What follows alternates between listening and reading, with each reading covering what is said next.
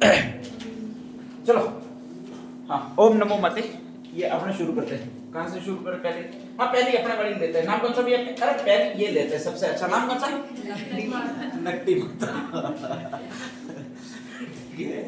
शानदार नाम, बहुत शानदार है। ठीक है, ध्यान रख लीजिएगा। एक्चुअल में नाम ही नकटी माता। देवी कैसी होगी? अरे अच्छी थी। नकटी कैसे हो जाएगी यार? ऐसे थोड़ी होता है कि नकटी माता नाम है, नकटी होगी। ठीक है, ध्यान रख लीजिएगा। हुआ क्या था वो सोचो यार, ये माता है किसके लिए ये सोचो। ठीक है, ध्यान रख लीजिएगा। जयपुर शहर है, जयपुर और टॉप के आसपास जो लोग रहते हैं वो पिंडारी कहलाते हैं। वो ये वही पिंडारी है जो बाहुबली मूवी में लूटने के लिए आते हैं देवसेना को। ठीक है, और बाहुबली उनको बचाता है। नहीं देखी हो तो बाहुबली मूवी देख लीजिएगा। ठीक है, तो पिंडारी है। अक्सर वो आतंक फैलाते हैं और लूटने का काम करते हैं। ठीक है, और लूटने का काम करते हैं तो कहा जाता है कि वो सबसे पहले प्लानिंग बनाते हैं। तो कहा जाता है, उस समय कहा जाता है उन चोर लुटेरों में एक लड़की है। ठीक है, उस लड़की को श्राप लगा हुआ है। वैसे तुम सारी लड़कियों को श्राप लगा हुआ है। किसका श्राप लगा हुआ है? युधिष्ठिर का। ठीक है, महाभारत का युद्ध हुआ था। अरे तुम श्रापित हो, सारी श्रापित हो, ध्यान रख लीजिएगा। ठीक है, महाभारत का युद्ध हुआ था।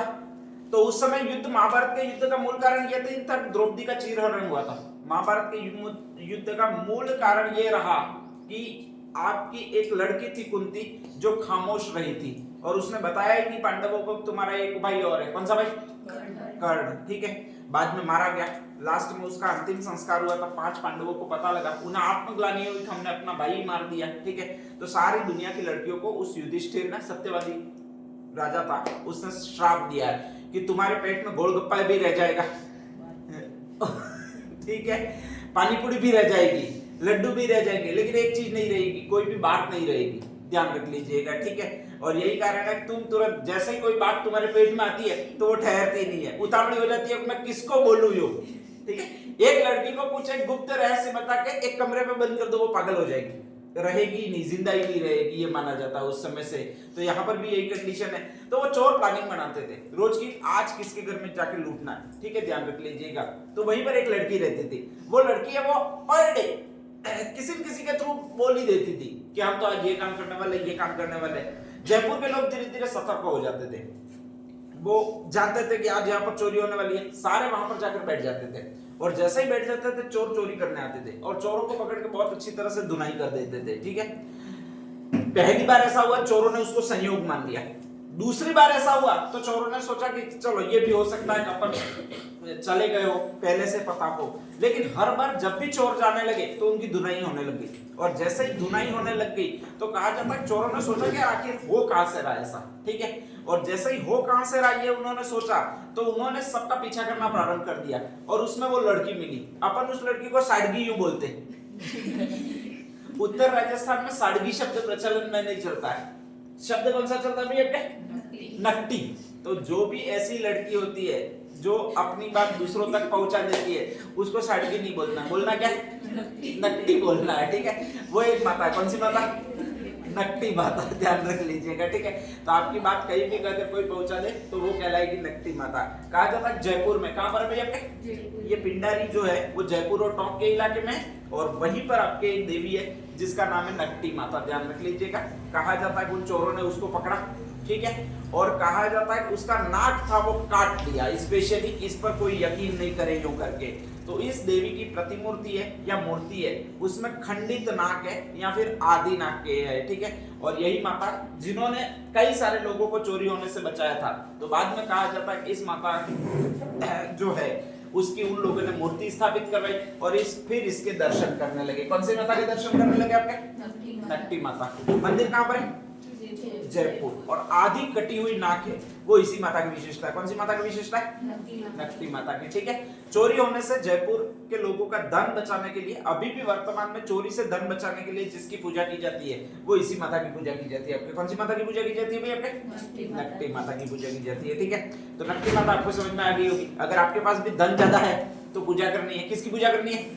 नकटी माता की। आपको सपने में माता आकर बता देगी कि तेरा धन यहाँ से और इस समय चोरी होगा। ठीक है, और इसके बाद में आप जागते रहिएगा। तो ये माता है वो नकटी माता कहलाती है। एक दूसरी और माता है जो यहाँ पर लिखी हुई है, नाम कौन सा भी आपके? राठासन माता। ठीक है, इसका अगर पूरा शब्द निकालोगे तो राष्ट्र सेना यो बनता है। सन का मतलब सेना बनता है और राट का मतलब होता है राष्ट्र। तो ध्यान रखिएगा पूरा शब्द होता है वो राष्ट्र सेना योग बनता है इसका, ठीक है। जब राष्ट्र सेना योग बनता है तो ये राष्ट्र की देवी मानी जाती है, और जब राष्ट्र की देवी मानी जाती है तो ध्यान रख लीजिएगा कि आपके अभी राष्ट्र की देवी कौन सी मानी जाती है? अभी राष्ट्र की देवी के रूप में किसको पूछते हो? ये लो, किसी की पूजा नहीं करते। अरे भारत को पूजना हो तो किसकी पूजा करते हो? भारत माता की पूजा करते हो, ठीक है, ध्यान रख लीजिएगा। तो कहा जाता है जो भारत माता का चित्र बनाया गया है वो इसी देवी का है। कौन सी देवी का? भी आपके राठासन माता का, राष्ट्र सेना देवी का, ठीक है। पहले भारत माता के रूप में पूजा की जाती थी, वो राठासन माता की पूजा की जाती थी, अभी भी की जाती है, ध्यान रख लीजिएगा। यही है। अवनींद्रनाथ टैगोर नाम का एक आदमी था, दक्षिण भारत टैगोर खानदान का था, स्पेशली यहाँ पर घूमने के लिए आया और उसने पूरी हिस्ट्री को जाना कि उदयपुर मेवाड़ के लोग हैं वो अपनी भूमि के रूप में एक देवी की पूजा करते हैं, भूमि के रूप में यानी मातृभूमि के रूप में एक देवी की पूजा करते हैं। और वो कौन सी देवी की पूजा करते हैं भाई? आपके राठासन माता की पूजा करते हैं। तो वो चित्रकार था बहुत अच्छा, इसीलिए आरएस में इस बार प्रश्न किए कि भारत माता का चित्र किसने बनाया था, और उसका उत्तर दिया वो कौन सा दिया भाई? आपके अवनींद्रनाथ टैगोर दिया है, ठीक है, ध्यान रख लीजिएगा, कभी भविष्य में भी ये आएगा। तो कहा जाता है कि उसने यहाँ पर बैठकर चित्र बनाया। इसमें स्पेशली मूर्ति है, पत्थर की बनी हुई है, तो पत्थर की मूर्ति में साड़ी वगैरह नहीं पहनाई है, तो ऐसी कंडीशन में वहां पर चुंदरी बांधी जाती है, ठीक है। उसने स्पेशली हाथ में तिरंगा दिया और साड़ी पहनाई है, ध्यान रख लीजिएगा, ठीक है। अब दिक्कत यह है तिरंगा जब राठासन माता की मूर्ति स्थापित की तब तिरंगा होगा ही नहीं। 1907 के बाद तिरंगा अस्तित्व में आया, तो तिरंगा दिया वो इसने दिया, आपके अवनींद्रनाथ टैगोर ने भारत माता के चित्र में दिया, इसमें तिरंगा नहीं है। बाकी पूरी भारत माता की मूर्ति जो प्रतिस्थापित है बहुत पहले समय से मातृभूमि के रूप में अगर अपन पूजा करते हैं तो वो आपकी एक माता है। कौन सी माता भाई? आपके राठासन माता है। देखो मातृभूमि के रूप में अगर कोई बहुत ज्यादा लगाव करता है तो वो अपन ही है, डूंगरपुर वाले का मतलब उदयपुर वाले, ठीक है। और उदयपुर को कौन सा राज्य उस समय कहा जाता था? आपके मेवाड़, ठीक है। तो कहा जाता है कि मेवाड़ की मातृभूमि या मेवाड़ की देवी के रूप में पूजा की जाती है, वो इसी राठासन देवी की पूजा की जाती है। मेवाड़ का दीवान कौन सा कहलाता है? कौन सा मंदिर कहलाता है? एकलिंगनाथ। तो जस्ट एकलिंगनाथ का मंदिर है, उसके सामने ही अगर मूर्ति कोई लगी हुई है तो वो इसी देवी की लगी हुई है। कौन सी माता की लगी हुई है भाई? आपके राठासन माता की। तो इसका उपनाम राष्ट्र सेना माता है, मातृभूमि की पूजा के रूप में इसको करते हैं, ध्यान रख लीजिएगा। और अवनींद्रनाथ टैगोर ने जो भारत माता का चित्र बनाया है वो लिया है स्पेशली, वो इसी देवी से लिया। कौन सी माता से लिया भी? आपके राठासन माता से लिया गया है, ठीक है। उदयपुर में है, मेवाड़ में, क्योंकि सबसे ज्यादा मातृ भक्त अगर कोई लोग है तो वो अपन ही है, ध्यान रख लीजिएगा। तीसरी आपकी एक माता ये भी जानते होंगे, नाम कौन सा? अच्छा, गए कौन कौन है? 1 2 3 और बस 3 नहीं, त्रिपुरा सुंदरी गए। तुम करते क्या हो? अच्छा तुम ये गए हो, वेरी गुड, कोई बात नहीं। अच्छा है कहाँ पर? बांसवाड़ा में। तो त्रिपुरा सुंदरी, इसका स्पेशली वहां पर बोर्ड पर नाम मिलेगा वो तुरतई माता मिलेगा, ध्यान रख लीजिएगा, ठीक है।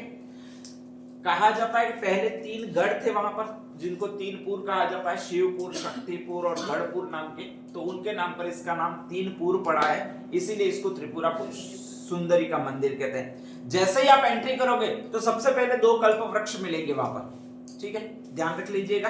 स्पेशली पूरे बैरिकेड्स में सजाए हुए, उनके नीचे बैठकर आप जो भी मांगोगे वो कहा जाता है कि आपको मिलता है। तो पहले तो जाना है, मंदिर में जाना नहीं है, उन 2 कल्प वृक्षों के नीचे बैठ जाना है फिर मांगना है कि मुझे नौकरी लगा दे बाद में मंदिर दर्शन अपन करते रहेंगे, ठीक है, ध्यान रख लीजिएगा। और कहा जाता है कि यहाँ पर स्पेशली एक मंदिर है जिसको कहा जाता है त्रिपुरा सुंदरी का मंदिर या तुरतई माता का मंदिर। स्पेशली ये अगर अंदर गए होंगे तो वहां पर मूर्ति लगी हुई है, मूर्ति में हाथ कितने? तो कितने होता है ये? 18 हाथ है। कितना हाथ है? 18 हाथ है, ठीक है। तो अष्टादश भुजाओं से युक्त ये मूर्ति है। कौन सी मूर्ति है भाई? आपके त्रिपुरा सुंदरी की मूर्ति, ठीक है। स्पेशल क्या है? तो एक ही ऐसी पूरे विश्व में मूर्ति आपको मिलेगी जो रंग बदलती है या फिर अपना प्रतिरूप बदलती है। स्पेशली रंग बदलती है वो तो अलग है, प्रतिरूप बदलती है, ठीक है। अगर आप सुबह सुबह में 8 या 10 बजे तक इसकी पूजा करने के लिए चले जाओगे, किस मंदिर की पूजा करने के लिए? आपके हाँ, अगली बार जाओ तो 3 सेल्फी लानी है। कितनी सेल्फी लानी है? तीन सेल्फियां लानी है, ठीक है। एक तो लगभग 8 बजे से पहले की सेल्फी लेनी है, एक लगभग 12 बजे तक की सेल्फी लेनी है, 12 या 1 बजे तक की, और एक आपको लेनी है वो शाम की 6 बजे तक की सेल्फी लेनी है, ठीक है। तीनों में अंतर ढूंढना है, मिलेगा 100%, ध्यान रख लीजिएगा। जब आप सुबह में 8 बजे की सेल्फी लोगे तो इनका जो रूप लगेगा वो बाल रूप लगेगा। बाल रूप का मतलब ऐसा लगेगा, सेल्फी में देखना, ऐसे देखोगे तो सुबह का रूप भूल जाओगे कि दोपहर को कौन सा था, ठीक है, ध्यान रख लीजिएगा। तो आराम से आपकी सेल्फी लेनी है, माता की फोटो आनी चाहिए आपकी, शायद कैमरा अलाउ है वहां पर, नहीं है तो फिर सेल्फी कैसे लोगे? मैं भले ही कितना भी बोल दूं तो भी। मोबाइल भी अलाउ नहीं है?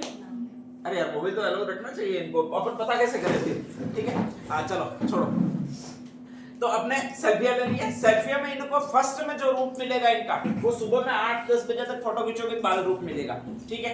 अगर 12-1 बजे तक फोटो खींचोगे तो ये मूर्ति यौवन रूप में दिखाई देगी। कौन से रूप में दिखाई देगी? यौवन रूप में दिखाई देगी। और अगर शाम की इसकी फोटो खींचोगे तो ये वृद्ध रूप में दिखाई देगी, ठीक है। दुनिया की एकमात्र ऐसी मूर्ति है जो 3 बार अपनी प्रतिकृति को चेंज करती है। फर्स्ट बार बाल रूप में आपको दर्शन देती है, सेकंड बार यौवन रूप में दर्शन देती है, और थर्ड बार जो दर्शन देती है वो आपके वृद्ध प्रतिरूप में देती है, ठीक है। यहाँ पर स्पेशली बांसवाड़ा में एक जगह आती है जिसको अर्थुणा कहा जाता है। अर्थुणा में कौन सा वंश शासन करता था? परमार वंश। कौन सा वंश शासन करता था भाई? आपके परमार वंश, ठीक है। देखो अपने यहाँ पर सारे एसटी के लोग ही है, एसटी के लोगों में मेन एसटी के जो खाप कहलाती है वो परमार कहलाती है। क्या कहलाती है? परमार। बाकी आहारी गमेती वगैरह सब अलग है, ठीक है, ध्यान रख लीजिएगा। उनके हाथ में राजवंशों का शासन रहा है स्पेशली। तो अर्थुणा में जो राजवंश शासन करता था उसको परमार वंश कहते हैं। उनका एक राजा था जगदेव। कौन सा नाम था? जगदेव। और वो यहीं पर पूजा की अर्चना किया करने आता था। कहां पर आता था भाई? आपके त्रिपुरा सुंदरी। एक बार कहा जाता है उसके यहाँ पर, स्पेशली जगदेव के यहाँ पर एक जय सिंह सिद्धराज नाम का कच्छ भुज का शासक आया। अब गुजराती लोग होते वो बिजनेसमैन होते हैं, अपन लोग होते वो धर्म प्रेमी है, ठीक है, पूजा पाठ वगैरह करना ज्यादा पसंद करते हैं, वो व्यापार करना ज्यादा पसंद करते हैं, ठीक है। अगर वहां पर कोई मंदिर है तो वो स्पेशली हाईलाइट करेंगे, बहुत अच्छा सजाएंगे और यात्री आए हो देखेंगे। अपन शुद्ध भाव से पूजा करेंगे भाई, क्या अपन को क्या मतलब रहा यात्री आए कि नहीं आए। तो यहाँ पर शुद्ध भाव से पूजा करता था वो जगदेव करता था। जय सिंह सिद्धराज था वो गुजरात से यहाँ पर आता है और इस जगदेव को कहता क्या यार ऐसे मूर्ति वर्ती तुम पूछते रहते हो फालतू काम के, इसको बिजनेस प्लान में कन्वर्ट करो, पैसा आएगा, राज्य समृद्ध होगा। फालतू काम के रोज के अगरबत्ती लेकर बैठ जाते हो, ओम जय जगदीश हरे करोगे तो तुम्हें मिलने वाला क्या है। और ऐसी कंडीशन में कहा जाता है जगदेव ने कहा कि नहीं ऐसा नहीं है, शक्ति रूपा देवी है, अगर इनका मुझ पर आशीर्वाद बना रहा तो 100% मैं समृद्धि करूंगा, कोई बिजनेस की मुझे आवश्यकता ही नहीं है, ठीक है। ऐसी कंडीशन में उसने मजाक उड़ाया जय सिंह सिद्धराज ने कि अगर देवी में तेरी इतनी ताकत है तो तुझे समृद्ध कर दे या फिर कोई चमत्कार दिखा दे, ऐसा मुझे भी दिखा दे, मैं मान जाऊं कि भाई क्या करती है। अब जगदेव ने सोचा ही नहीं, उसकी आस्था बहुत ज्यादा थी और आस्था जहां पर बहुत ज्यादा होती है वहां पर तर्क का कोई महत्व ही नहीं रह जाता है, तो उसने तर्क लगाया ही नहीं, ठीक है। और कहा जाता है कि अपना गला था वो काट के दे रख दिया और फिर कहा जाता है कि इसी देवी के प्रसाद के रूप में उसको पुनर्जीवित किया गया।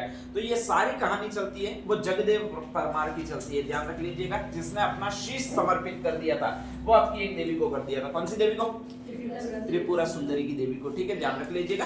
परमार वंश की स्पेशली आराध्य देवी थी, बाद में यहाँ पर पंचाल जाति पूजा करने लगी, तो अभी ये इष्ट देवी कहलाती है, वो पांचालों की इष्ट देवी कहलाती है। किसकी? पंचालों की इष्ट देवी कहलाती है। तो इसमें 3-4 चीजें याद रखनी है। एक तो मंदिर कहां पर बताया? बांसवाड़ा में बताया। हाथ कितने हैं इसके? 18 हाथों वाली मूर्ति है, ठीक है, ध्यान रख लीजिएगा। सेकंड बात मेन इंपॉर्टेंट है। थर्ड पॉइंट जो ध्यान रखना है, अपना प्रतिरूप है वो कितनी बार चेंज करती है? 3 बार, ठीक है।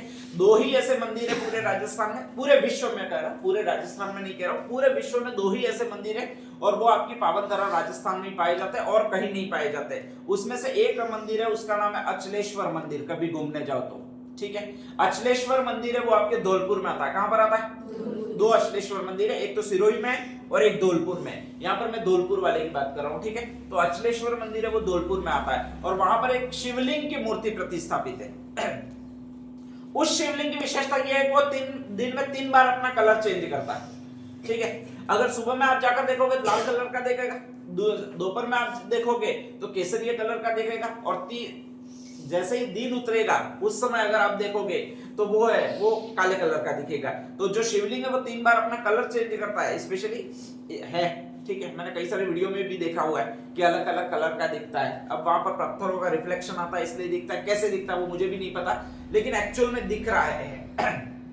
पुरातत्ववेत्ताओं ने बहुत कोशिश की है कि साला ये कलर इसका प्रकट कहां से हो रहा है। तो कई सारों ने ये अनुमान लगाया कि जमीन के अंदर से कोई ऐसी चीज डाली गई जिनके कारण से ये प्रकट हो रहा है। ठीक है, बहुत ज्यादा खुदाई भी की गई है, शिवलिंग नीचे ही जाता जाता है, मतलब बहुत ज्यादा गहराई में है। कितना गहराई में ये किसी को पता नहीं है, ध्यान रख लीजिएगा। और इसीलिए वो अद्भुत है, अविस्मरणीय है और आश्चर्यजनक है। तो आपका शिवलिंग जो 3 बार कलर चेंज करता है वो अचलेश्वर महादेव धौलपुर में। और नेक्स्ट आगे आपके 3 बार अपना प्रतिरूप चेंज करती है या मूर्ति चेंज करती है। बाल रूप, दूसरा कौन सा रूप है? यौवन रूप, तीसरा कौन सा रूप है? वृद्ध रूप। दिन में 3 बार चेंज करती है। वो आपकी ये देवी है, कौन सी देवी है भाई आपके? त्रिपुरा सुंदरी देवी है। ठीक है, ध्यान रख लीजिएगा।